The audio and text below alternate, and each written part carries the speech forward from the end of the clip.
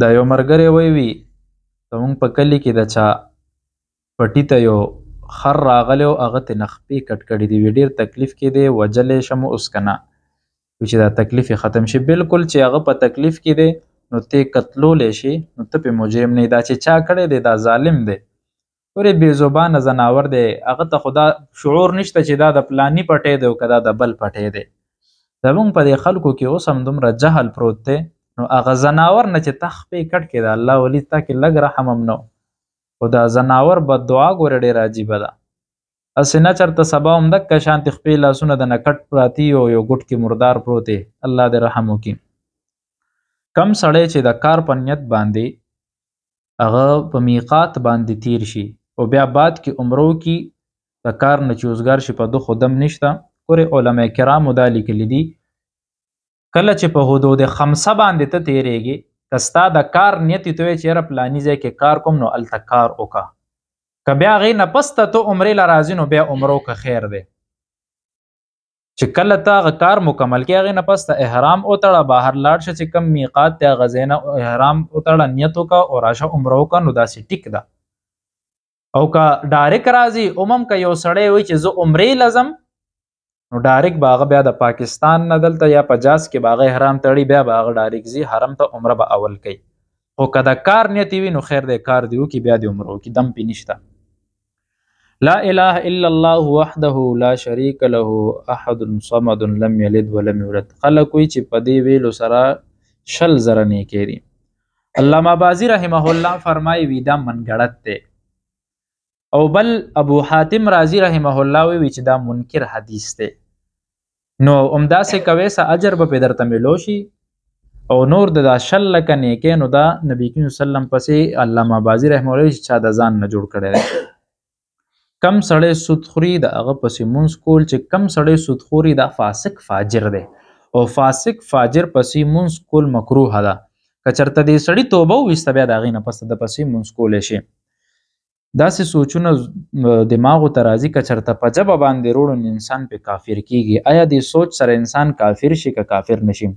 ګورې کله چې وسوسه ذهن ته راځي او په زبان دې نی راغلی نو انسان کفر ته نه ځي. نبی کریم صلی الله علیه و وسلم له صحابي راځي د الله رسول وي داسې دماغو ته سوچونه راځي نو ستا په دې حالت کې څه دي وي زه خو په ایمان قایم یم، وي زه په خوله باندې روړلو هغه تیار نه یم، وي دا اصل ایمان دی. نو شیطان خو به دا وسوسیات یا مختلف خیالات ذهن ته راولي. ازلان نوم څه مطلب دی؟ ازلان د ترکی ژبې لفظ دی او د دې مطلب دی بهادر. ازلان ویلې کېږي ده. سنت مونځ کې چې کله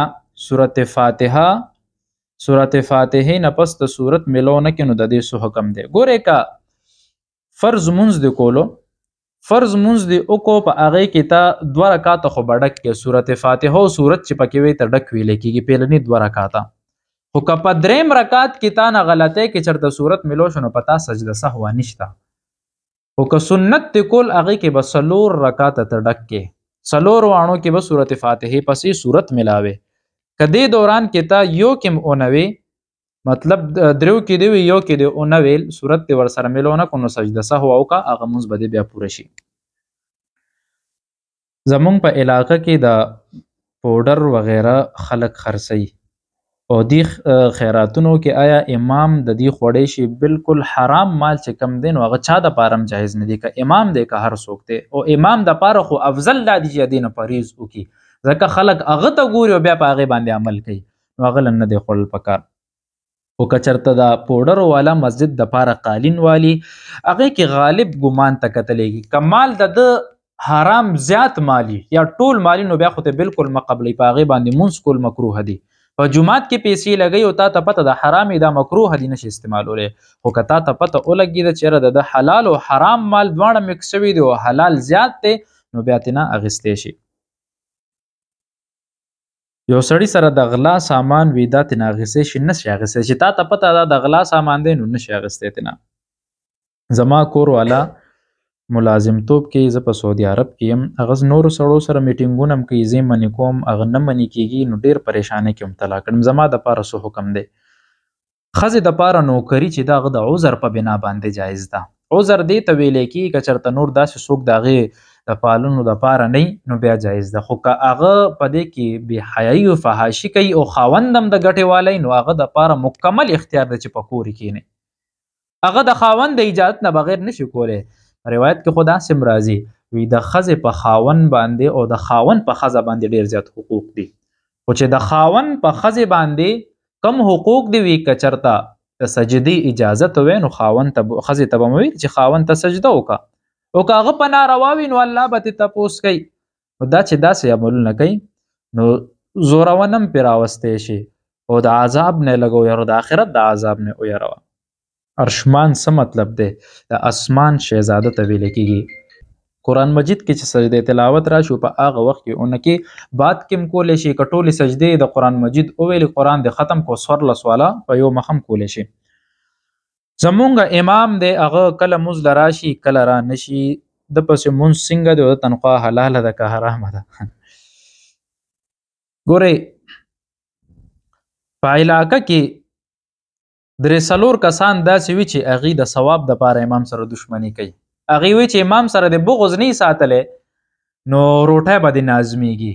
ولې امام کار نه ته ولې څومره تنخواه ورکړې چې هغه حلاله ده او که حرامه ده؟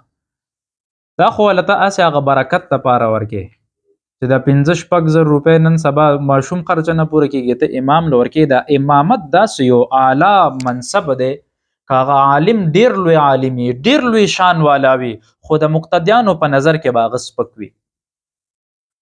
یو ځل داسې شی و د نبی کریم صلی الله علیه و آله وسلم یو صحابي دی حضرت سعد بن ابي وقاص رضی الله تعالی عنه. دا جلیل القدر صحابي دی، عشره مبشره کې دی.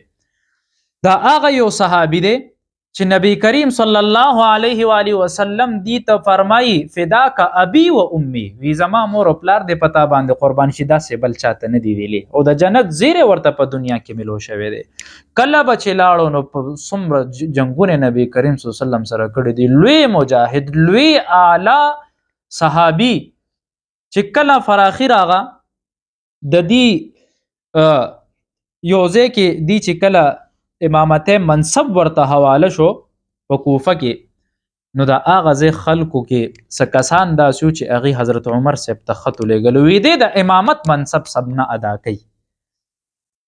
نو هغوی محمد بن مسیلمه رضی الله تعالی عنه عمر صاحب راواس وی لاړ شه کوفي والا نه تپوس وکړه چې راغو ټولو وی ټیک دی ټولو وی سم دم دی خو یو کس لاړو هغه وی یره وی دی مونځ سم نه کوي. وی دی د جهاد په حالت کې غفلت دی. هغه سړي باندې اعتراض کوي چې کم نبی کریم صلی الله علیه وسلم پسې مونځ کړی دی د مونځ ټیک نه دی. هغه سړي باندې اعتراض کوي چې کم نبی کریم صلی الله علیه و آله وسلم بس پیسالار جوړول د لشکر مشر به جوړوي دی په جهاد کې سستی کوي. نو بیا هم د فتنې د وجې نه عمر صاحب لرې کو چې فتنه ترې زیاته نه شي. بعضې 2-3 کسان داسې په علاقه کې وي اکثر چې هغوی را یو ځای شي نو هغوی دومره فتنه جوړه کړي چې ټول خلک په بله ځان سره واړي. هغه ټول خلک د امام نه بدځونه شي نو هغه امام باندې خو خپل عزت ګران د عزت د وجې نه هلته لاړ شي. هغوی بیا واپس یو کړي هلته نه. امام وایي چې راسې په شر کې مبتلا کېږم او دا خلک هم بدځونه دي او د 2-3 خبیثانو د وجې نه هغه خلک دا د مانه بدځونه شو نور خلکو کې هغه انتشار پیلاوي. نو هغه چې تلو نو هغه یو بد دعا کوي الله وي که چېرته دا سړی دروغجن وي. سعد ابن ابي وقاص صاحب وایي نو د له عمر زیات ورکې په فتنه کې مبتلا کې. نو علما لیکي وي دې سړي له الله دومره عمر ورکو دومره بوډا شو وي چې د روزي م سپینې شوې او دې به په لاره کې ولاړو خیر به یې غونډولو ښځې به یې تنګولې. خلکو ورته وی مه کوه دا شی خلکو به وهلو ټکولو. وایي نه یاره څوک هم وي سعد ابن ابي وقاص راته وي بد دعا کړې. نو بیا د امام بد دعا نه ویریږه چې کم متولیان دي د علاقې خلک دي د امامانو قدر وکړي چې دا دومره ښکلې خبرې درته کوي حق خبرې درته کوي. ښه ده چې د یهودو نسوارو غوندې نه چې حق یې دنه په ټولو چېرته وي یو مسله درته وایم راکوه 10,000 روپۍ به هم څه کول څه داسې چا نه غوښتي دي. نو د امامان دا وي چې مونځ ورپسې کېږي او که نه کېږي که هر څه امتحانه به وی ډېر زیات ښي. په وجود کې چې کوم غیر ضروري ویښتې دي هغه کټ کولی شي. د عذر په بنا باندې کټ کولی شي په هغې کې څه ګناه نشته. ګناهګار مسلمان چې کله جهنم ته لاړ شي هغه به جهنم کې څومره وخت تېروي چې څومره د هغه بد اعمال د هغه اعمال مطابق به تېروي خو واپس به دی جنت ته خامخا راځي. په عمان کې خلک کم د سری منځونه کوي، پټ منځونه سورت فاتحه پسې بل سورت نه ملاوي که ائمم دي. ګورئ دا داسې ده چې د سورت فاتحه پسې سورت ملاول په فرض منځونو کې دا واجب دی، او چې کله واجب در نه فوت نو سجده سهوا سره دا پوره کړي. که سجده سهوا دی ونه که دا واجب الاعاده دی، دا مونځ به دوباره کې. د جینۍ په اواز کې قرآن مجید اوریدل څنګه دي چې کله فتنه ته پیلاویږي، انسان ته تلذذ کېږي، مزې ته نه اخلي، نو بیا دې نه اوري. یو عرب دی، هغه یو ښځې سره نکاح وکړه او د هغې لور د خپل خاوند نه خپل زوی له وکړه، نو د دې نکاح څنګه د جایز د کولی شي، ځکه د دې خو دې سره رشته نشته. هغه جینۍ د دې سړي دپاره محرمه ده. طواف کې یو سړی چکرونه زیات ولګي د اوونه، نو په د دم راځي نه، بالکل په دم نه راځي. که چکرونه زیات ولګول نو د بل طواف شروع شي د هغې نه. په جنازې مونځ کې څو فرایض دي؟ 2 فرایض دي. یو فرض چې دی تکبیرات دي او یو د هغې ودرېدل دي. په دې سویډن کې بې حرمتي شوې ده د قرآن مجید. موږ مسلمانانو هر ځای کې امتحانات اخیستلی کېږي او محض په دې باندې شوې ده چې څه معاهده وه د ترکي سره، هغې وي چې یاره د فوجي وي چې یاره زم په دې معاهده کې شاملېږم، او هغې هغه نه منل، هغه راغو هلته قرآن مجید وسوځلو. دې ظالمانو ته پته ده چې د مسلمان زړه ازارېږي، په دې کلام باندې ازارېږي. او تر اوسه پورې به چېرته دا هم نه اورېدلی چې یو مسلمان را پاڅېدلی دی، هغې یا تورات سوځولی دی، یا انجیل یا زبور چې کم تحریف هم پکې شوی دی، خو هغه د دین داسې تقدس کوي. که زمونږ چېرته علماو سره په المارو کې وګوره نو د خپل کتابونو سره یو ځای هغه کتابونه ایښي وي، که تورات وي، زبور وي، انجیل وي، که شاذ و نادر چا سره وي، خو دا مسلمانان ازاروي. زمونږ په دې خپل وطنونو کې هم د دې ډېرې بې حرمتیانې کېږي. پته نشته چې په مونږ باندې څه چل شوی دی، غفلت کې پراته یو. ګورې الله به روان کې غرق به هم کې تباه به هم کې. ګورې د الله د دې قهر نه یریدل پکار دي، د الله غضب نه یریدل پکار دي. چې کم د ملکونو کې د مسلمانانو د اتفاق شوی دی، پکار دی چې دې سره بالکل د معاهدې وغیره ختمې کړي، سفارتخانې ختمې کړي. له خدا پکار دی. الله تعالی دې زمونږ د دې کلام حفاظت وکړي. واخر دعوانا الحمد لله رب العالمین والعاقبة للمتقین، والصلاة والسلام على خیر البریة محمد وآله وصحبه اجمعین.